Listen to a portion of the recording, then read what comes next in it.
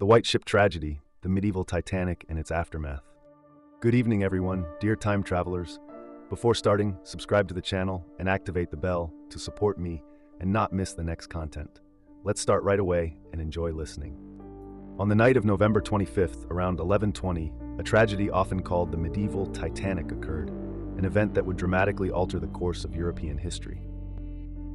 The White Ship set sail from the French port of Barfleur with approximately 300 passengers aboard, including several Norman nobles and 17-year-old William Adelin, the only legitimate son of King Henry I and the rightful heir to the throne of England.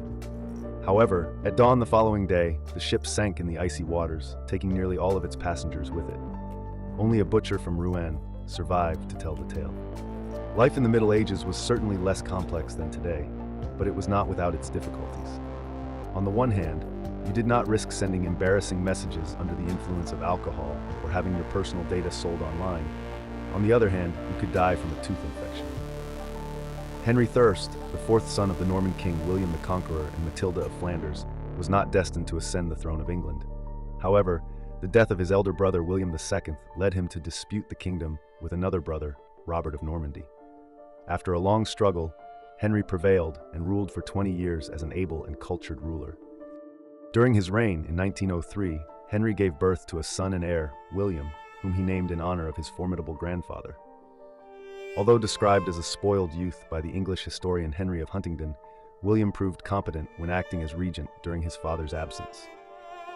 In 1920, William was named Duke of Normandy and paid homage to King Louis V of France. After completing this ceremony, the young prince rejoined his father at the port of Barfleur on the northern coast of France, ready for the return voyage to England. The weather was favorable, the air was crisp but dry.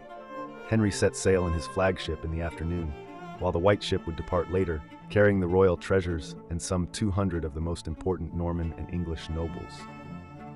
The White Ship's passengers included such notables as William Adelin, Henry's illegitimate children, Richard of Lincoln and Matilda of Perche, and other members of the royal family, including Stephen of Blois, Henry's grandson, Lucy Mahaut of Chester, and her husband Richard of Avranches, Earl of Chester. The ship's captain, Thomas Fitz-Stephen, also came from a family with a long maritime tradition in the service of the crown. Fitz-Stephen had offered to transport Henry on the Blanche-Neuf, a vessel considered advanced for the time, but the king had already made arrangements for his own journey. He therefore decided to entrust his family and court to the White Ship, trusting that they would travel in safety. Among the passengers of the White Ship were the Earl, tutor to the king's son, numerous elite knights, court chaplains, and young nobles seeking knighthood, along with great warriors such as Red Ralph and Robert de Lex, and younger soldiers such as Edward of Salisbury. Also on board were an archdeacon, a bishop, a relative of the Roman emperor, and 17 high-ranking women, including countesses and princesses.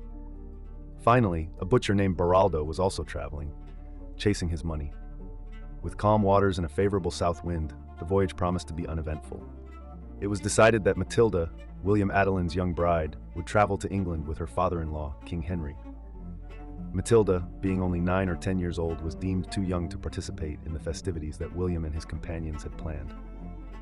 The king's ship set sail from the port of Barfleur, while William and his entourage began a wild party. According to the Benedictine monk and English chronicler Orderic Vitalis, the sailors of the White Ship treated the prince and his entourage with great deference. When William asked for wine, the crew readily obliged, bringing aboard large quantities of alcohol. Soon, the huge pints of wine were flowing steadily, and the passengers, increasingly annoyed, decided to defy Henry by attempting to reach Southampton before him. The crew, infected by the general enthusiasm, joined in the party. According to the chronicles, they drank so much that they lost respect for their position, sitting on the seats of the nobles and behaving irresponsibly. The situation was worrying, since in the Middle Ages sea voyages were always risky. Few knew how to swim, and drowning was considered one of the most feared deaths. To mitigate these dangers, it was customary to bless the ship with holy water before departure. Richard of Salisbury, and some passengers, alarmed by the chaotic atmosphere, decided to leave the ship shortly before departure. Among them were William d'Aubigny, son of Henry's chamberlain, Stephen of Blois, nephew of the king. Stephen, accompanied by 2 knights, left the ship shortly before it set sail, for reasons that are unclear. Perhaps he was ill, perhaps simply prudent. The White Ship set sail just before midnight, as the tide was falling. A crowd gathered to watch its departure. According to the Norman poet Robert of Torigny, The sailors, disoriented by darkness and alcohol, miscalculated their course. The ship, manned by 50 expert rowers, was traveling fast, but it ignored a well-known danger: a large rock located about a nautical mile from the harbor. Too dark and too fast, the ship struck the rock with a devastating crash. The hull was torn open and water began to pour aboard. In the general panic, the crew attempted to push the ship off the rock with hooks, but only made matters worse by widening the hole. The ship quickly filled with water, dragging many sailors and passengers into the icy depths. The Blanche Neuf, now compromised, listed and broke apart, dropping the passengers and what remained of the crew into the dark waters, where they met their deaths. About a mile away, at Barfleur, people later reported hearing a faint noise from the Black Water Channel, unaware of the catastrophe that was unfolding. Orderic Vitalis wrote that the passengers and crew uttered cries of anguish, but their voices were soon drowned by the rising waves, and all perished together. Prince William's bodyguards were quick to lead him into the only rowboat, pushing him to safety. However, the prince noticed his sister Margaret of Perche still aboard the ship, begging him to turn back to save her. William, unable to abandon her, ordered his guards to turn back. But in the attempt to save Margaret, the small boat was overwhelmed by the shipwrecked men, desperately trying to reach safety. The boat capsized, and with it the prince, heir to the English throne, died that night along with almost everyone on board. The only exception was Baraldo, the butcher, who managed to swim to a piece of the broken mast. He climbed up and was joined by Geoffrey de L'Aigle, one of Henry Fur's knights. Together they clung to the wreck, watching the horror unfold in the icy waters. The ship's captain, Thomas Fitzstephen, joined them shortly after, but when he learned of Prince William's fate, he uttered his last words: "It is vain for me to live any longer," and sank beneath the waves. The two survivors endured the darkness and cold, but after a few hours, Goffredo, the knight, succumbed to hypothermia and slipped into the water. Baraldo, however, remained firm until dawn, when 3 fishermen rescued him.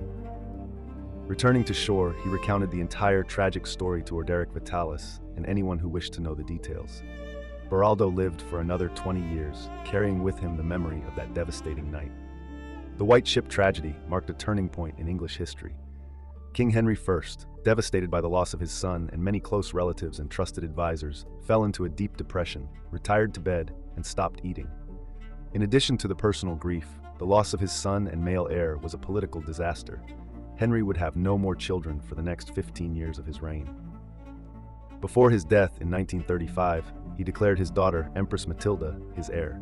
However, the throne was claimed by his nephew Stephen of Blois, one of the lucky few who had left the White Ship before it set sail.